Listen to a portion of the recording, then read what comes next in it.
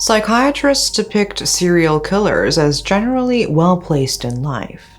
Ironically, some of the most notorious serial killers in history were prominent members of society. A coworker, neighbor, or perhaps a relative can be gainfully employed for years, cloaked in status and respectability. But scratch beneath the surface, and you can find a monster in our midst. This monster, however, is never revealed until it is too late. This case allegedly involved not only serial killings, but abductions, child sexual abuse, organ trade, cannibalism, pedophilia, and necrophilia. A special Central Bureau of Investigation Court of India described this case as the rarest of the rare, since its brutality and the nature of the crimes have no precedent in the country's criminal history. The Nithari killings in India stunned and repulsed the whole nation in 2006. This story paints a picture of class warfare that has existed from time immemorial in a society that adheres to the caste system and its devastating effects on the young and vulnerable members who belong to its lowest rung. Let's begin with our case, the Nithari killings.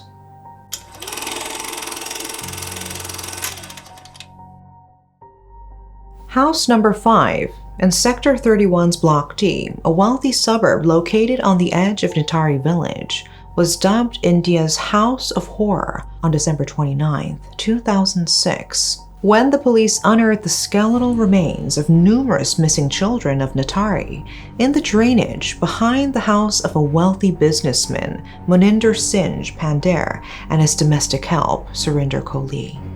Nithari is a village in the New Okhla Industrial Development Authority, also known as Noida, in the western part of the state of Uttar Pradesh in India. The slums were home to the underprivileged community, which was prey to sexual exploitation, child trafficking, and organ trade. Right beside Nithari is the posh and gated community of Sector 31. It had villas and mansions, and luxury cars frequented its paved streets.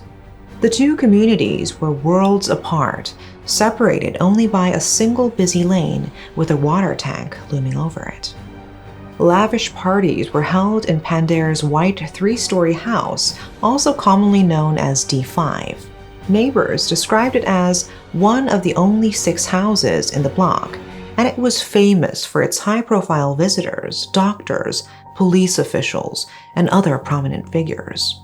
The house was also infamous for its ill repute. Call girls would often be seen stopping over at the house, usually late at night. Rumors of prostitution were rampant. In such a society that looks down upon extramarital affairs, this was highly taboo. It was one of the busiest roads in the area, and that shocked the whole community when the crime scene was uncovered. Pandher, then 52, and Kohli, 36, were immediately arrested and taken into custody following the horrifying turn of events. Over the next few days, more bones were found as the investigation progressed. The most disturbing detail about these grisly discoveries? The size of the numerous skulls found was so small that it could only be assumed to be that of children. As the police searched, more and more slippers, clothes, and remains were found in D5. Families of the missing children flocked to the house where they identified bits and pieces of their loved ones, hands, legs, arms, and little skulls. As the case unfolded before the eyes of the citizens, questions began to emerge. Why didn't anybody notice the disposal of the bodies in broad daylight? Did they not detect the foul smell from the drainage? Why did the authorities not know what was happening right under their noses? It was early 2005 when children in Nithari village started going missing. The parents tried to report the cases to the police, but each time they were unsuccessful in pushing for an investigation. The authorities failed to file a first incident report numerous times. The parents claimed that their alarm and worry were taken lightly, ignored, or outright dismissed because of their social status.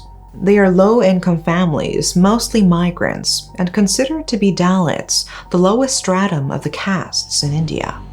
Forced by poverty and their social caste, they are limited to menial jobs. The families later reported that they were intimidated, discouraged, and in worst cases, mocked by the police when they pleaded for help finding their loved ones. They stated that maybe the children had just run away or were up to no good.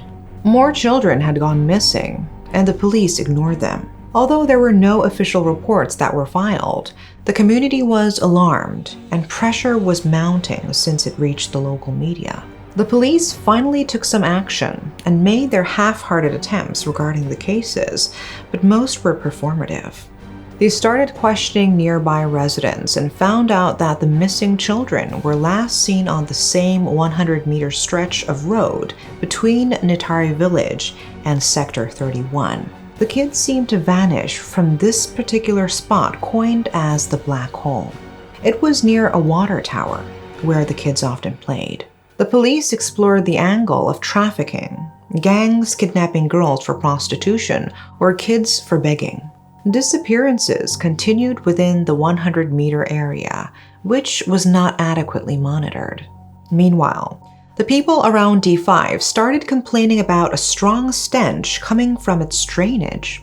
It was reported to the authorities, but no action was taken against the house owner. The kids continued to play around the water tower, despite the stench, and eventually stumbled upon a decaying hand in a plastic bag. This was reported to the same authorities, but was dismissed as an animal carcass and thrown away. By the end of 2005, there were no improvements. The police had not been able to find any reliable leads, and more children were added to the list. 14-year-old Rimpa Haldar, 5-year-old Choti Kavita, 9-year-old Rachna Lal, and 10-year-old Jyoti Lal, to name a few. In a span of 2 years, children disappeared every 15 to 20 days. The people of Nithari suspected Pandher and Kohli since the house was well within the Black Hole. They were suspicious of the stench and the drainage, but those were speculations that the police did not bother to act upon. It wasn't until May 7, 2006 that the missing persons case led to an official investigation. A girl named Payal, 22, went missing after informing her father, Nand Lal, that she would be working at D5. He tried to contact her as she failed to return home that night, but her phone was switched off. When she also didn't come home the following day, Nand Lal went to D5 and questioned Pandher about Payal's whereabouts. He denied knowing the girl. Nand Lal was immediately suspicious because Payal had worked there numerous times. He reported this to the police, but was ignored. In desperation, he reached out to all authorities he could. Unlike the other families, he had financial resources and connections, so finally, the Noida Senior Superintendent of Police ordered the local authorities to file a first incident report, and this kickstarted an investigation 5 months after Payal's disappearance. More disappearances occurred during those 5 months, including that of 20-year-old Pinky Sarkar. When her parents showed her picture to the head of the Nithari police in August 2006, he remarked that Pinky was good-looking and must have run away with someone. The parents later recounted feeling humiliated and infuriated by the police's response that such cases were common among Bengalis. But since the FIR was officially filed 5 months after Payal went missing and 2 years after the first girl's disappearance, the police have finally started to take serious action about the matter. In November 2006, Officer Vinod Pandey, the chief investigative officer of the case, followed a lead through Payal's cell phone. Initially, they tracked the location of Pandher's phone on the date that Payal went missing, but it was verified that he was in Chandigarh for his father's funeral. Upon further questioning, Pandher admitted to knowing Payal because of her services as a call girl. He paid her 25,000 rupees to visit him in D5 twice a month. Nand Lal confirmed that he pimped his daughter for 40,000 rupees a month. Regardless, he pleaded with the police to find her. Officer Pandey continued to track the phone with the help of a telecom company and traced it to someone who bought it from a rickshaw rider. He emailed all the telecoms in India with the SIM card number, hoping to get any details about who the SIM card belonged to. As luck would have it, they replied with a name, Surinder Kohli. They apprehended Kohli for theft, but they also interrogated him about the disappearance of Payal. He admitted to the rape and murder of the girl and told them where to locate her purse and clothes. On the night Payal went missing, Kohli called her over to D5 to introduce her to more clients. While waiting, he attempted to have sex with her, but she refused. He proceeded to strangle her with her own scarf. He tried to have sex with her lifeless body, but failed to do so. This admission led the police to think that if he is capable of committing such an atrocity to a 22-year-old grown woman, it is not hard to imagine him doing the same to helpless children. Their suspicions were correct. They showed him photos of the missing children, and he detailed how he committed the gruesome crimes. Kohli initially confessed to killing 5 children and elaborated on how he disposed of them. After cutting the children's heads off, he wrapped them in plastic bags and threw them in the backyard. He would then pile garbage on top of the heads to cover the smell. Angry mobs overran the crime scene, crying out for justice for the victims and outraged by the mishandling of the case by the authorities. Nithari villagers swarmed Sector 31 and pried open D5's gate. The parents and relatives identified their children's clothes and personal belongings inside plastic bags. They frantically dug up more bones. The police found 19 skeletal remains of the missing persons in front of their grieving families. D5 was then dubbed the House of Horrors. They suspected more body count, that it could reach as many as 31 victims. What could have been the reason behind the atrocious actions of Pandey and Kohli? On the surface, Pandey was cool and collected even during the arrest, unlike Kohli, who looked apprehensive. Pandey's friends described him as the last person you would suspect as a criminal. He was quite a gentleman and a decent fellow, according to them. Pandey came from an affluent and elite background. He ran interstate businesses and had connections with politicians and bureaucrats. His wife is the daughter of an affluent doctor. But the wealthy businessman held many dark secrets and kept his dysfunctional marriage discreet. His propensity for drinking and extramarital affairs pushed his wife to demand separation. At the time of his arrest, he had been separated from his wife for 2 years. His wife lived in Chandigarh, one of the wealthiest states in India, and his son was sent to study in Canada. Pandey's penchant for the good life and his wealth afforded his jet-set lifestyle, but he often stayed in D5 and hosted lavish parties. He developed diabetes as a result of heavy drinking, which damaged his pancreas and liver. Pandey confessed that he had a powerful sexual appetite and satisfied these urges by hiring prostitutes. Under questioning, Pandey revealed that a madam called Neelam from Faridabad would provide him with women regularly. One of those was Payal. He allegedly told police that he asked Kohli to get rid of her when she started blackmailing him. Moreover, it was reported that he allegedly confessed that during a trip to Thailand in 2004, he had visited sex parlors and clubs that performed sex acts on children and bought CDs of such activities. However, he insisted that he only used the children for oral sex and gave them to Kohli afterwards. Did the master and the servant of the house share the same sexual perversions and deviant behavior? Kohli was described as shy and meek, the docile servant, while Pandey was outgoing and loved throwing parties. They appeared to be polar opposites. Kohli was born in an impoverished village in the foothills of the Himalayas in 1970. Villagers described him as a polite, simple, irregular boy. Kohli's family were Dalits, and life for young Kohli was hard. When Kohli was 8 years old, he dropped out of school and started working in a butcher shop with his father.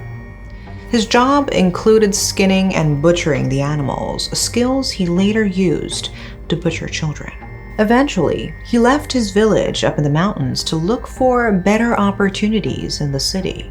When he was stable enough, he returned to his village, got married, and had kids. The country boy's path would soon cross that of Pandare, who lived a luxurious life. His eyes would soon be opened to the glaring disparity between the rich and the poor. It was said that Kohli's bloodlust was due to his sexual abnormality. The psychologist who analyzed Kohli, who spoke in low tones and maintained no eye contact, confirmed that he had problems with erection and ejaculation, which made him prone to having sexual fantasies. He admitted to having consulted a tantric for help. He was told that he would be cured if he had sex with corpses. This, coupled with his envy of his master's indulgent lifestyle, long periods of having the house to himself, and numerous Nithari children just within reach, gave him access to a new world of possibilities that seemingly had no consequences. Subjected to narco-analysis, he narrated how he acquired sexual gratification from pedophilia and necrophilia. Kohli confessed and gave a detailed account of his modus operandi. He would go to the nearby water tower where the kids played. He would offer them chocolates and candies or little chores in exchange for money. Because of their poverty, the kids would often take him up for it. He would then bring them to D5, murder them, have sex with their lifeless bodies, and after he was done, he would dump their slaughtered bodies at the back of the house. In some cases, he disclosed how his cannibalistic tendencies played out. 6 officers were dismissed upon an inquiry into their lapses. They were found negligent in handling the Nithari cases, and more importantly, it was alleged that they were taking bribes from Pandare. Appeals by enraged residents and the heat from the whole nation watching the scenes unfold put pressure on the Uttar Pradesh government to hand over the case from the local authorities to the Central Bureau of Investigation on January 11, 2007. 2 months later, only Kohli was charged with capital murder. The CBI cleared Pandare and blamed Kohli for 19 serial rapes and murders. According to their investigation, Pandare was guilty only of criminal conspiracy, destruction of evidence relating to his sex parties, and running his home as a brothel. The CBI argued that all the evidence stacked against Pandare was circumstantial. From Kohli's confession, the clothes and belongings of the children, the skeletal remains, and his own confession of asking Kohli to get rid of Payal. The question remains: did Pandare really not know that his servant had murdered multiple people in his own home? His defense argued that Pandare had deep love and affection for Kohli, who covered for him in front of his wife when he saw call girls. Pandare trusted him and let him run the house. He had no idea what was happening in his own house. Arun Kumar, CBI Joint Director, stated in an interview in the documentary The Karma Killings that Pandare never confessed to the murders. As for the abductions, he was out of town or in a different country, as evidenced by his passport, and traced locations via his mobile phone. Khalid Khan, the lawyer for the parents of 6 victims, argued that this does not prove he was not involved in their murders. Kohli could have simply kidnapped the children and waited for Pandare to return to D5. Who knows how long the children had been trapped in the house? People thought Pandare bribed his way out of charges after the CBI aggressively defended his innocence and swept the other allegations under the rug. Based on the Indian justice system, each of the 19 cases was tried separately with its own charges. Each victim would get their own trial. It was speculated that the other families withdrew and accepted a settlement. Officially released names were those of the victims whose cases were being tried, because Indian law protects those names to preserve the honor of the victims and their families. The controversy surrounding the case further deepened when it was revealed that the CBI had attempted to conceal a critical piece of evidence. Pinky's father, who was present on the day the police raided D5, said Pandare confessed to the murders to Officer Yadav, stating that he would send out Kohli to look for victims, according to his mood or the type of guests he had for the party. Pandare would then rape the victim and pass them around to his guests. After that, he gave them to Kohli to do as he pleased, to kill them and get rid of the bodies. In court, this statement was useless and inadmissible. However, Officer Yadav reportedly recorded the confession in his notebook that night. As advised by his constable, he photocopied the page and later gave it to Pinky's father. Police and the CBI were not aware of this, but they knew the confession was witnessed by Pinky's father. Pinky's father was found dead on September 1st, 2007, after the police made numerous suspicious visits to his house. He looked like he had drowned, but the large wound on his forehead and broken bones suggested that it wasn't the only reason for his death. Pinky's mother still had the notebook photocopy. When Khan, their lawyer, asked the CBI for Officer Yadav's notes and a copy of the confession, they said the officer did not bring his official notebook to the crime. But Pinky's mother presented the photocopy with Officer Yadav's handwriting. The ripped-out page even included the page number of his original notebook. With this photocopied page of confession, an internal piece of evidence, the court indicted Pandare. On February 13, 2009, both Kohli and Pandare were found guilty of the murder of one of the victims, Rimpa Haldar, and sentenced to death by hanging. Pandare's team appealed this, and in September of the same year, the Allahabad High Court acquitted Pandare and upheld Kohli's sentence on the grounds of lack of evidence.